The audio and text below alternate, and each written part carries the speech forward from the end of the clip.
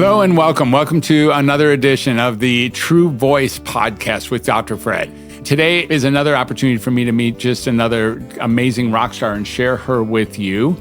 The opportunity today is to meet somebody who's really into making a contribution, lives in the country up in the north, and really has an opportunity to make a difference and has likely lived a very real life to lead to where she is now. I've only had a brief opportunity to speak with Rachel Varga shortly as we struggled through a couple of technical issues to get together here on the podcast platform.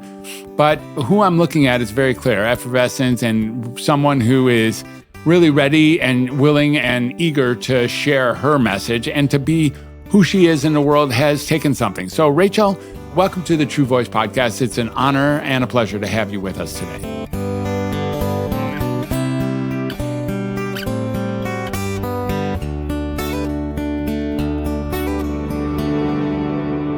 Thanks so much for having me, and let's dive into all things being a wonderful, magical, radiant human. All right, let's get going. So first thing I'm going to ask you is my little 9-letter question, and I haven't asked that for a while because I've been doing the We the People Summit series in the midst of all this. But the 9-letter question is pretty powerful, and that 9-letter question, it sounds like you're already ready for it, is who are you? I am a woman on a mission to live my best life and take others along with me. And sometimes that involves taking some friends or family into nature, doing 4x4 excursions, and just being a grounded human. And really who I am is just, I'm a listener, I'm an observer. I take notes from my most radiant, magical clients as to what their body, mind, spirit, energy practices are so that I can integrate it in my life and then also share it with my clients and podcast listeners and all that fun stuff. Being a human is a pretty wild ride. And if I've learned anything, it's to take notes from those who are doing it just a little bit better than you are and surround yourself with people that care about this stuff. So this ride that you're taking, thank you for that great introduction. This ride that you're taking, which includes 4x4s, as you've mentioned it a little bit. Tell us a little bit about what it's like to live in Vancouver Island. And then today you had a pretty cool adventure on your 4x4. You can feel free to share that with our audience. Yeah. And kind of why I care about this is I care about skin. I care about slowing aging. I care about how we can be our most vibrant, radiant selves and have the energy to not only show up for our work, whether that's 9 to 5 or 10 to 4, Monday to Friday, or Tuesday and Thursday, something like that. For me, it's having that work-life balance. And we don't work to work, we live to live. And when you can create your life, so for me, sometimes I'll work on the weekends and I'll take a couple of weekdays off and I will fuel myself that way by being in nature and exploring and having that like magical child life type of experience, communing in nature. I saw a mama bear and a cub for the first time yesterday. I see bears and cougars pretty frequently here, but that was really special. And we're all one, we're all connected, and how can we really get the most out of this life? And for my generation, we're kind of taught all sorts of things, go to university, get that student loan, and then slog it out and try and save for retirement. But that necessarily might not be the playbook that you and I subscribe to. So we're creating our own paths, and it's really cool to connect with people like yourself, Dr. Fred Moss, where we can share how we live, and maybe it can help others live better too. Very beautifully said. Thank you. I wonder if you can speak a little bit more to this idea of not working to work, but living to live. I've heard a lot of phrases before, and generally I usually can say, yeah, I've heard that one before, but this one is so beautiful, and I have not actually heard it juxtaposed next to each other. It rocks. It's completely scintillating and interesting, but I'd love to hear you expand a little bit, most of us really do work to work, and then if we get time around the edges, maybe we try to live. And a walk in nature appears to be something that's only for those woo-woo people who have some sort of residual income or inheritance that allows them to get out and even notice a tree, let alone actually be out there with the true values of nature. Talk to us a little bit about what you know about that. You see, you can't really know about that if not for at least one moment in your life, you might have been seduced or caught up into this world of working to work. So let's hear a little bit about your pathway. Yeah, well, it actually involves a couple of quite literal physical bumps to knock me off track that I thought was where I was supposed to be. So my professional background, I'm a double board certified aesthetic nurse specialist. I teach other docs and nurses across the globe how to perform rejuvenation. So I also teach both the client and the clinician various skin and rejuvenation practices. And after over 10 years in the industry, being that teacher, being that academic writer, I was literally going coast to coast, Toronto, Vancouver, New York, California. Right before 2020, I was supposed to go to London and speak at a big conference. And I was really honored that my life was taking this trajectory because, this is the programming that we're told that is, okay, you've made it when you're on stages and stuff like that. And I literally got bumped from behind in a pretty rough car crash, a pretty rough rear ender. And it really inhibited my ability to, do the clinical 40 hours a week and be able to get on a plane and sit for 8 hours. My body physically couldn't do that. So it was because of that, my life took a different trajectory. So I had to take things down a couple notches, right? Being of childbearing years, if any of you are tuning into this, this is not conducive for making another human, right? And this isn't living. So I literally kind of got knocked off course, the track that I was said and told that, when you are at this point in your career, you're traveling all the time, you're teaching all this stuff, then you've made it, then you're something. But I began to realize that by taking a little bit more time off for myself for recovery, I then felt like, okay, now I can pivot. I can work a little bit differently. I can have more balance. That's when I felt like I really actually cracked life. Mm-hmm. Yeah. You can work on your own terms, right? And do the work that you want to do and have it feel more like play. I feel like if you can construct your body, mind, spirit, energy practices to fuel you on those various levels and allow you to live the life that you want, not just the life that you're being told, you're going to be more radiant, you're going to age better, you're going to have more fun in the process, and also be a little bit more of a self-care role model for those closest around you. Mm-hmm. Yeah, you mentioned it. You bring your friends and family along with you into nature. And that seems like that's an important piece. This isn't just a matter of you getting in touch with the butterflies or the owls or the mama bears or the trees or flowers or even the sky or the stars. This is about you sharing with other people that are important to you what nature brings. What does nature bring to a life that otherwise gets, smothered in this pixelated flat screens that we spend so much of our time pretending to have relationships with? Well, I would say my off-grid days aren't necessarily just for fun. It's actually a necessity. So I saw on the WHO website a couple of years ago, I was really curious about EMFs. So I actually went on it was like WHO or CDC website. It's like, I wonder what is the global consensus on EMFs and actually how it impacts humans. And there was a blurb that I distinctly remember seeing that about 15% of humans are found to be electromagnetically hypersensitive. And so I put my hand up, I'm like, I'm pretty sure I'm that person. And that was a number of years ago. And I can't find that webpage to save the life of me. But there's actually a lot of literature. You can actually go on PubMed and search EMFs. And there's all sorts of literature out there that supports that EMF exposure leads to increased eye sensitivity and also more sensitivity and inflammation to the skin because EMFs actually create oxidative stress on the tissues itself.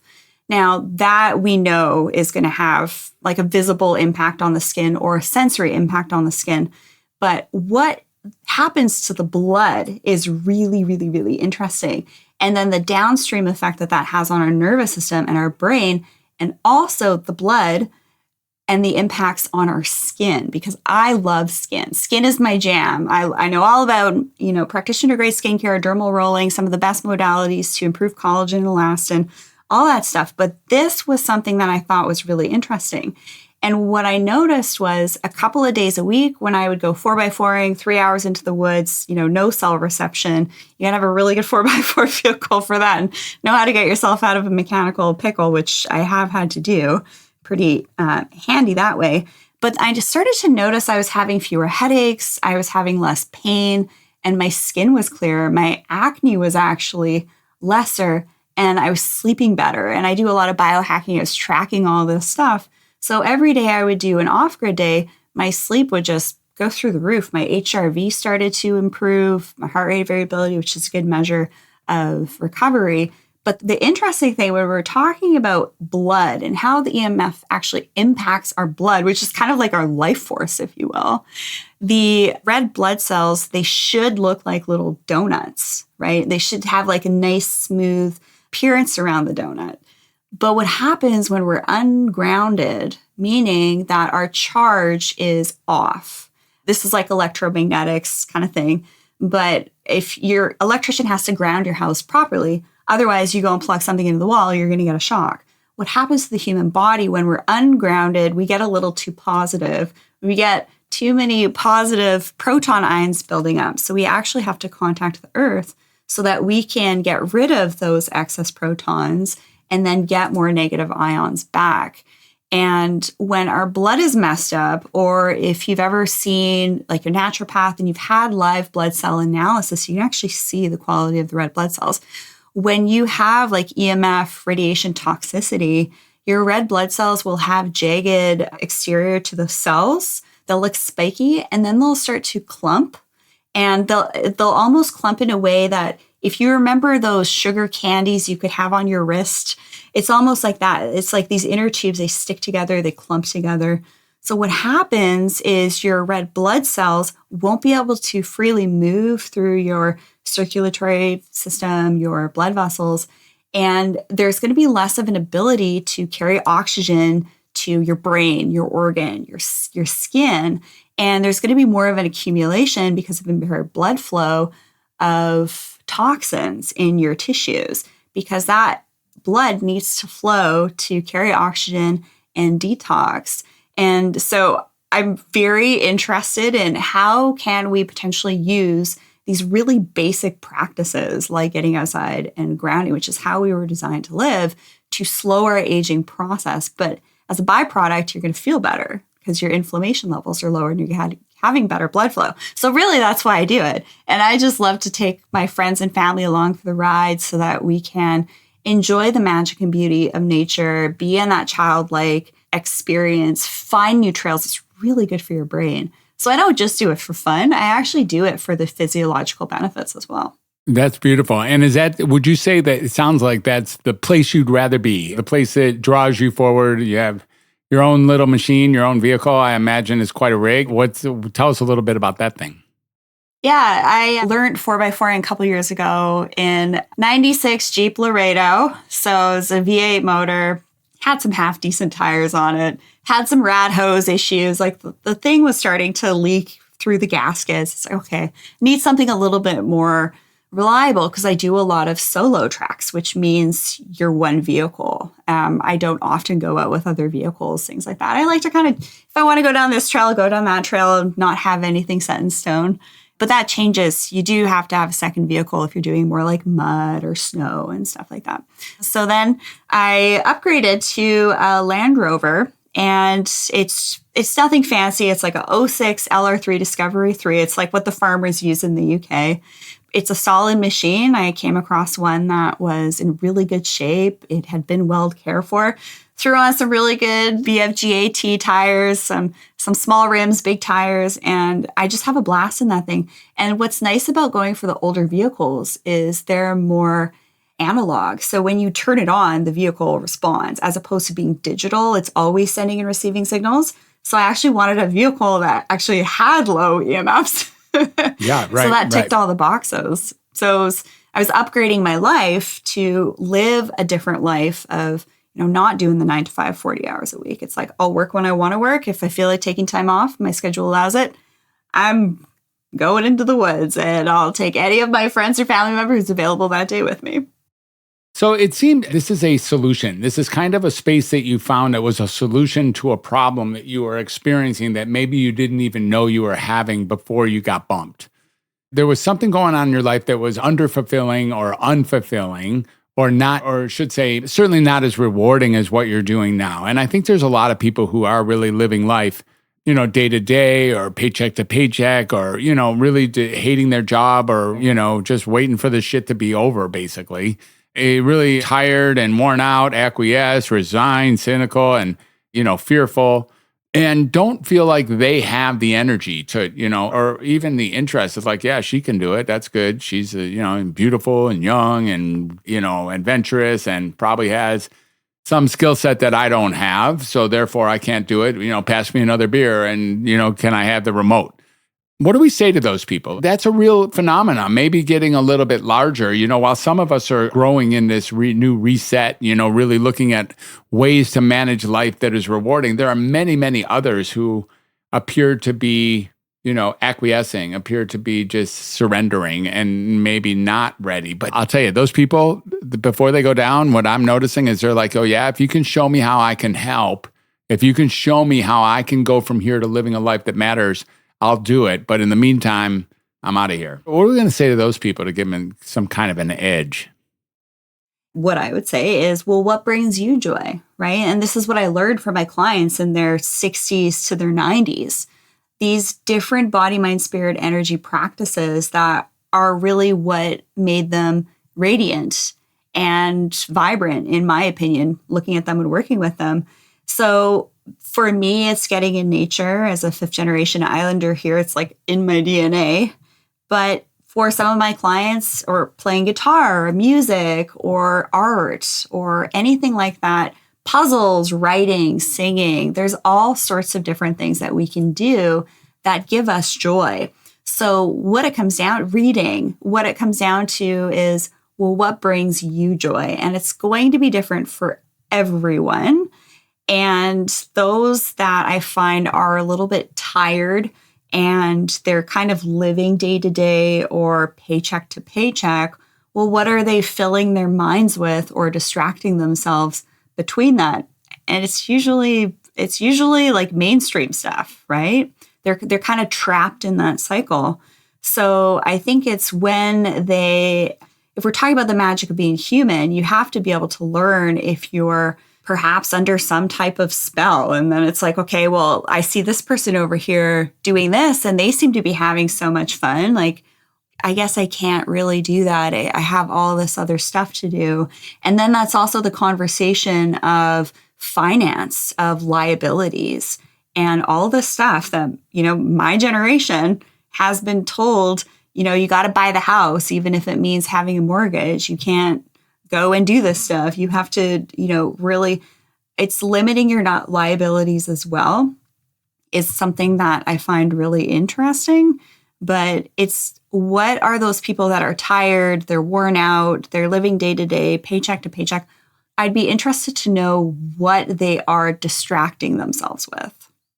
Mm-hmm. So in some ways, there's a distraction or a propagation of the same phenomenon, being set forth, or even, going down the rabbit hole one level deeper without even knowing it. It's like inadvertently traveling into an even darker or more seemingly stuck space.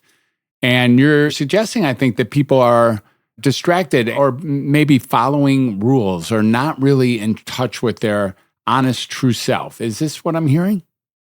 Yeah. And I think that we are kind of like, when you asked me, okay, tell me about yourself, I'd say even just over the last 4 or 5 years, I've been doing a lot of like deep psychological work.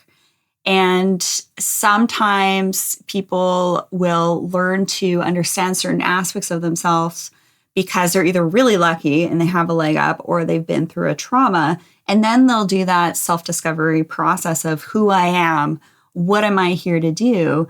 But if you're just kind of like cruising and sort of distracted and all of that type of like distraction phenomena, it's basically you're like a slave living your life. Like, that is not living, but it's almost acceptable for people to live that way. And they don't understand the real magic of being human, which is we have a choice to live a certain way or not. And it can take a bit of work to rework the way that you're living in order to get there.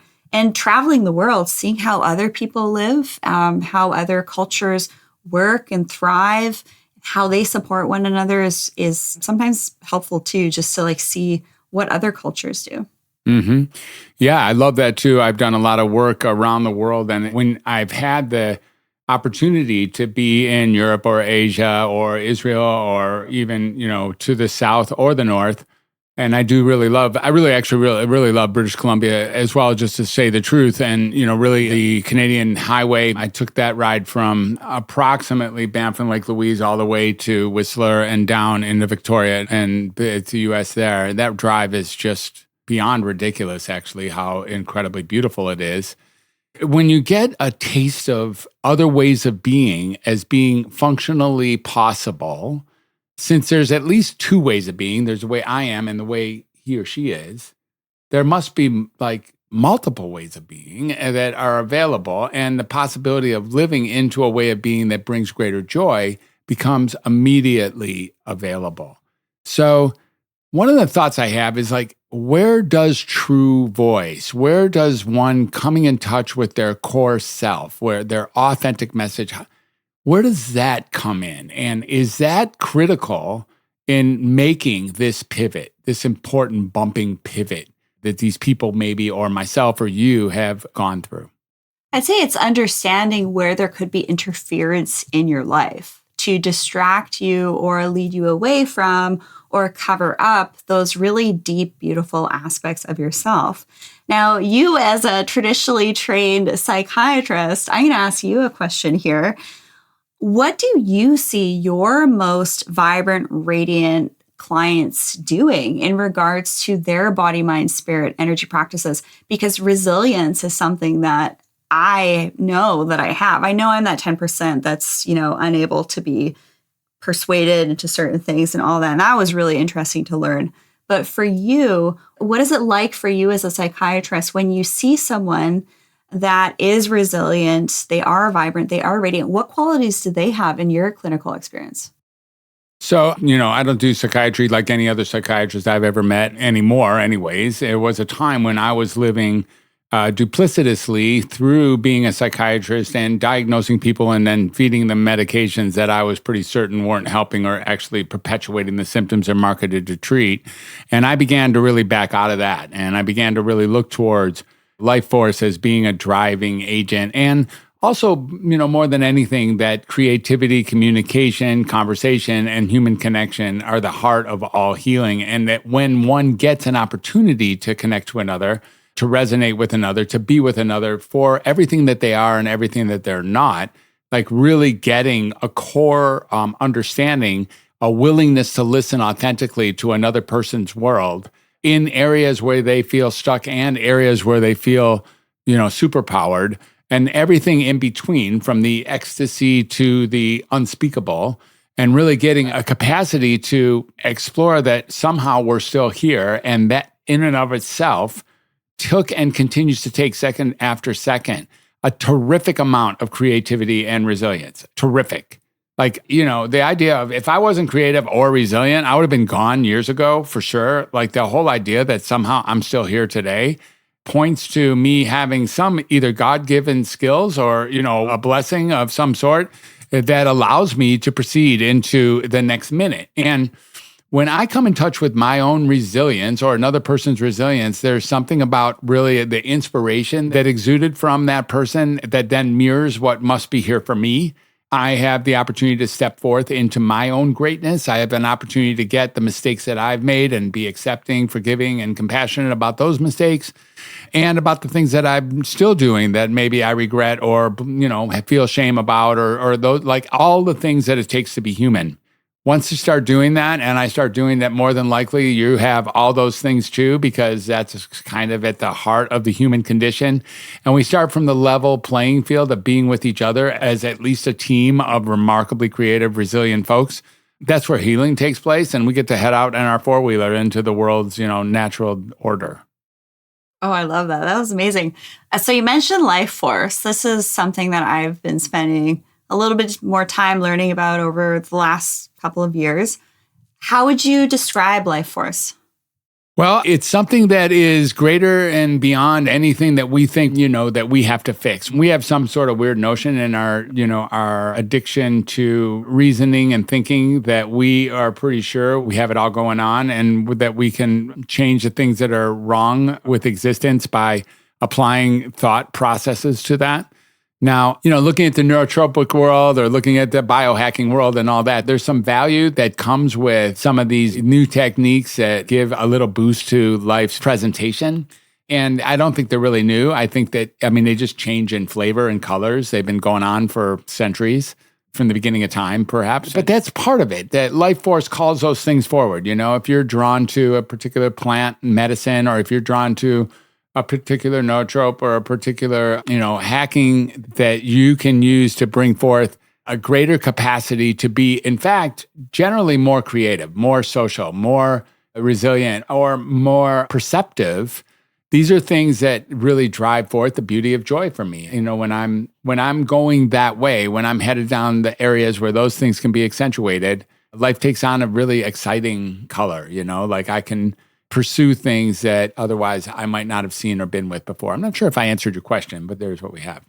Oh, I thought that was amazing. Yeah. And when you're talking about, the most effective biohacking options have been around for hundreds and thousands of years, you're totally right. I just feel like for my generation, it's making that a little bit more appealing. It's like, how can we mitigate all the stuff that's going on around us in these quote unquote smart cities?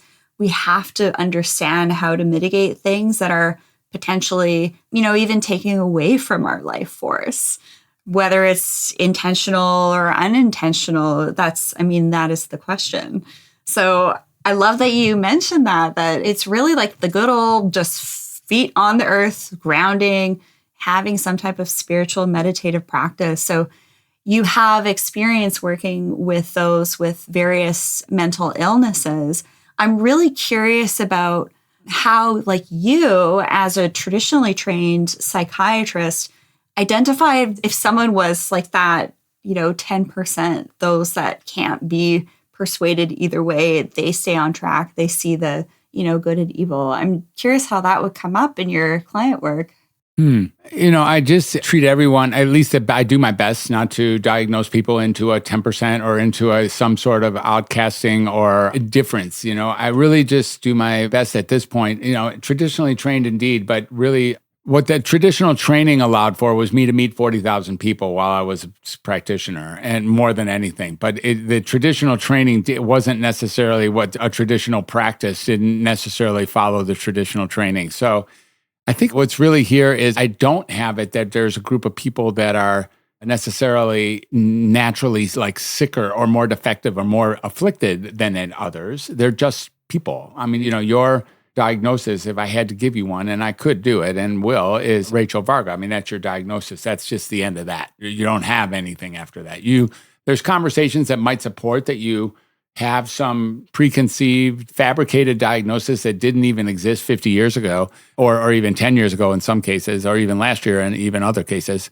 And those are diagnoses that serve people to be able to relinquish that part of their life that otherwise is causing some kind of problem. So you can say, oh, honey, that wasn't me. That was my ADHD, or that was my PTSD, or that was my bipolar disorder, or my borderline traits, or my autistic spectrum disorder, or, okay, that's one way to look at it. Or we can really just look at each other and get that everyone is here and you meet the right people for the level that you're at, and higher levels, more devils, or whatever that is, you take on the test of what's coming right around the corner. And it does seem like on a regular basis, I meet the right person at the right time, including right this very second, and, take on what's next to take on. Yeah, I think it's really neat. We're seeing this new generation of quote unquote traditionally trained practitioners that then add the different functional or esoteric things into their practices. And in my opinion, as a practitioner myself, and I see others doing that, it's so cool to see that we're seeing this evolution of practitioners to really help people where they're at, to help them be their most vibrant, truest versions. And you said something really interesting that I can kind of put to like the skin world too, right? My acne, my hair loss, my hooded eyelids, my pain. I love what you did there because I actually do that with my clients too. And on my show, where we don't want to say they're just kind of like attributes to us. But, my acne scar doesn't make me any more or less Rachel Varga. So it's like there's these certain things in our like human meat suit that aren't necessarily us, but we do have to care for ourselves. And I'm really enjoying this conversation. I love the psychology world. I'm a huge fan of Carl Jung and doing the shadow work and things like that. And I know that's not for everybody. Maybe it is. Yeah, maybe it is. Yeah, I think so. Yeah, if it could be introduced to everybody, if everyone could take a look at it. And in fact, it's not, I guess, you got to be called to it. And once you start reading it or once you start hearing it or once you start being with it, it's pretty universal. It's pretty universal what Carl took on. And he had a real opportunity to step into, he had a couple people that he was like competing with in the world of getting his message out.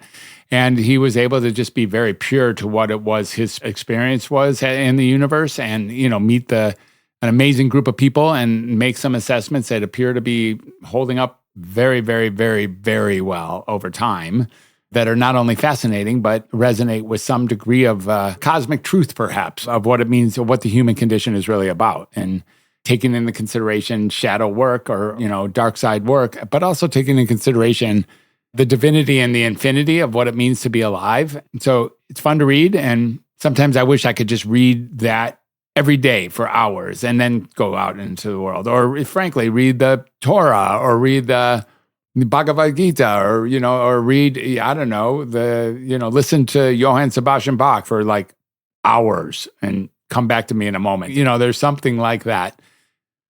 The value of being out in nature is also something that's really beautiful for me. So, we going to retreats or going to vision quests or, those kinds of things that really have the opportunity to turn off our electronics, this reality that we think we have, that you and I are living in right now fairly painlessly while we both stare down literally millions of pixels and call it a relationship.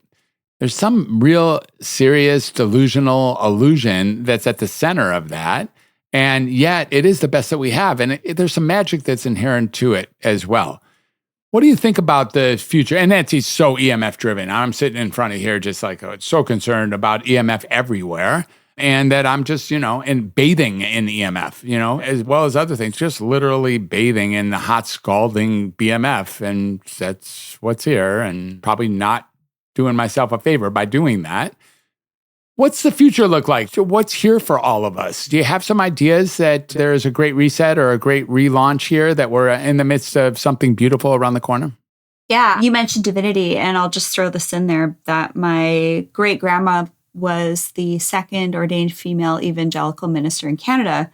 And then my great-great-grandma was a channeler from the UK. She was one of the first to come over here and settle too. So I have a really interesting background that I kind of like take certain things from that. And it's been interesting learning about myself. And I think that sometimes when we learn about where we came from and what our ancestors were like and what our lineage is, that can be really interesting too. So I would say the future for me is, how can I be more grounded in where I am right now? For me to feel safe about the future, I have to do things that make me feel secure and safe in different things. The future, I think we're seeing, well, we've already seen this choice point, this human bifurcation choice point. And that was over one particular thing. And then the next one is going to be transhumanism. So the choice point around that, I mean, you could say, okay, these biohackers walking around with their tracking rings, is that partway there? Or is it going to be, Neuralink being installed as hardware? But could that maybe help people with traumatic brain injuries? Maybe. I think it's going to be a really interesting future for me, being of childbearing years, considering starting up a family with my husband and I. That's something that's really on my mind. But also for the future is, how can I help others live their best, non-toxic, high vibrant lives? And is it my responsibility to bring a human that will, maybe also be a part of that into the world. But what is the future? I think it's where we choose to put our attention onto. And I actually deleted my Instagram about a month and a half ago. And as an online entrepreneur, that was a very ballsy move.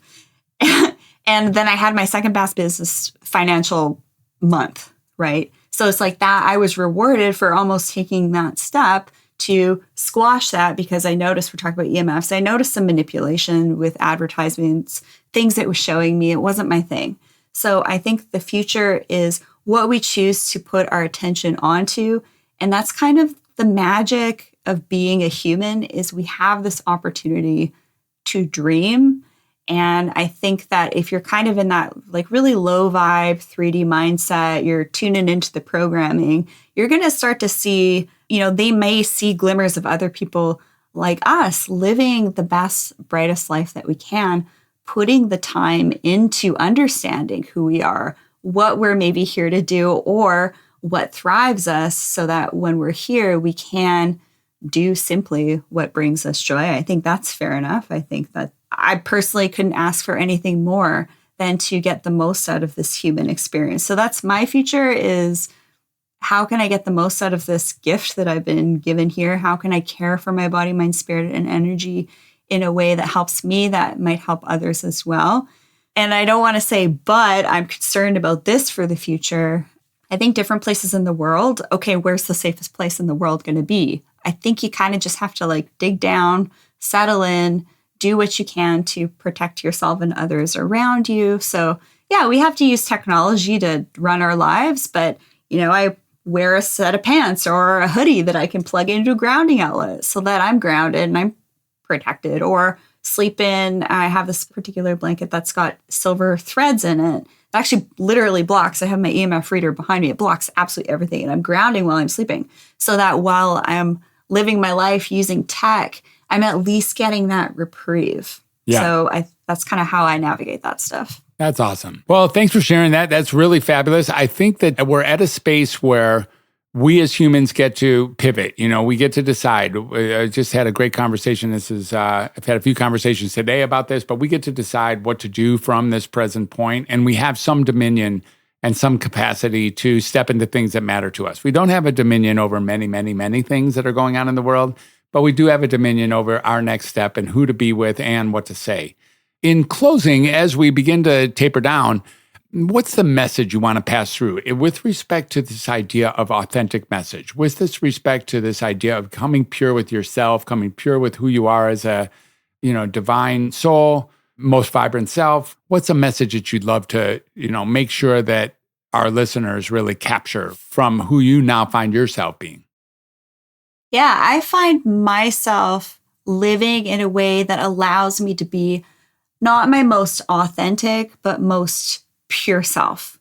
So whether that's purifying all those aspects, body, mind, spirit, energy. So body, reducing the inflammation in my body. So think of that toxic bucket analogy. When that toxic bucket tips over, you're going to have things like, for menopausal women, you're going to have things like hot flashes. For men, you're going to have sex drive changes. You're going to have hair loss. When that toxic bucket gets too full, your skin will actually show you that it's not so happy. And you better, clean things up a little bit. Eyelid inflammation, dry eye, diffuse redness to the cheeks, the corners of the nose, age spots popping up, skin inflammation. So looking at your skin, which is why what I do isn't as superficial as you might think.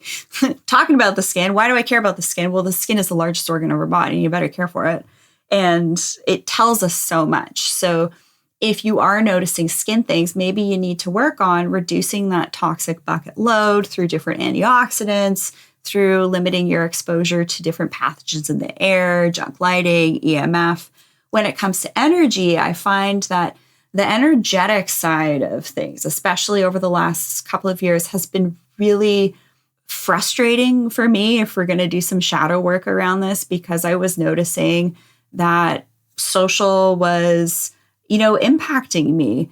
And, these are tools, right, that can be used for our advantage or sometimes against us to make certain purchasing consumer lifestyle decisions. So to optimize my energy, what I really like to do is make sure that toxic bucket is as empty as possible, look after that meat suit so that, my brain's working better, learn to regulate your nervous system. So cold therapy, I did a lot of that to help to overcome pain. Learning to regulate your nervous system energetic side of you, I think is really good if you're put in a position where you hurt yourself or a stressful situation. So when you do cold plunge, you can get to the point where actually within a couple of seconds, you're literally not freaking out. You've been able to catch your breath. I think that that's a really great skill set. It's hard to do. Start with a cold shower, then get into like an ice plunge, but you'll see what I mean once you practice that. And you can start to say, okay, my nervous system is my nervous system. I can tell it what to do. But if you have like mycotoxins and other toxins getting in the way, that's going to impact your energy from being your most truest type of energy. And then there's attachments and projections. And Dr. Terrence Palmer recently passed, and he's someone who I've worked with for a number of years. He's from the UK. He did some incredible research on, spirituality. I recommend you look him up in some of his work. Yeah, it's very sad to lose him not too long ago, but someone who really taught me a lot about, energetic protection and how certain subset is actually more prone to that stuff, which is in his research, which is like North American, Christian, men, women, age 35 to 65. That's what came up in his clinical research. It's very interesting. So call in your protection, stay grounded. If you want to be your most authentic self, you better not have attachments going on there. And then the mind, all that stuff is going to filter to the mind. Do things that stimulate your mind, hiking, finding new trails, learning a new song on the guitar, the piano, whatever you play, paint a new picture, get that neuroplasticity happening. And then the spiritual stuff. That's like the icing on the cake for me. In fact, if I were to prioritize anything, I would prioritize the spiritual aspect. My most vibrant, radiant clients, they do have spiritual practices. It's going to look different for everybody based on a couple of different factors. I think that's okay. But doing things that are in alignment with your body, mind, spirit, and energy, if you seek, you will find what those are. Fantastic. Rachel, thank you so much for joining us. Really an incredible conversation. You have really just brought forth so many ideas that some of us haven't heard of or certainly aren't thinking about on such a intense and concentrated level as your life is really built around. So I'm not sure you realize how much of an inspiration you are, but you are an incredible inspiration just walking through the world, looking, being, and saying and doing that which you are. So congratulations and thank you. Thank you for being a guest on True Voice. And it looks like I'm going to be on your podcast in about a week. So I'm looking forward to the conversation shifting in that whatever direction that happens when we switch seats and go host guest to guest host. And it's really been wonderful to meet you and to be with you on this conversation. Anything in closing, how can we get a hold of you? Yeah, well, thank you so much for coming on the show. And as soon as I saw, the magic of being human on your show, it's like, okay, yeah, tick that box for some alignment signs there. And I'm really excited to have you on my show, which is the Rachel Varga podcast, where we talk about all things body, mind, spirit, energy practices to bring forth a higher level of radiancy, vibrancy, how we can slow aging through those practices, which is an inevitable byproduct of being as your most truest version and cared for version in all those aspects. And I love having various different psychiatrists, psychological practitioners on the show to really lend to that mind and spirit component of the body, mind, spirit, energy, kind of like quadfecta, if you will. Because if one of those aspects are down, you're going to need to make up for it in other areas of our lives, like the Le Chatelier's principle. And it's like body, mind, spirit, energy equals whole human. And if one of those different facets are a little bit off, maybe if your body's down and out, maybe bolster up the other aspects. So really excited to have you on the show. So yeah, everybody tuning in here, you can just hang out with me on the Rachel Varga podcast. That's where I have a lot of really fun conversations. And I'm really looking forward to going deep into your strategies to help my audience with especially how we can care for ourselves and be our brightest humans.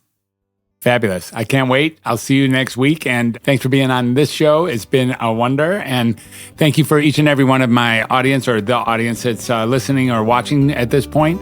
It's been fabulous having you here too. Without you, the show doesn't happen. True Voice with Dr. Fred. And it's under the Welcome to Humanity, guys, but really, Welcome to Humanity is just a truth of nature. You're human. You can't help it. That's the way it is. And everything you experience is part of that human experience. So welcome to humanity indeed, but the opportunity to bring that true voice forward is where you're going to be able to make some real steps towards finding your joy.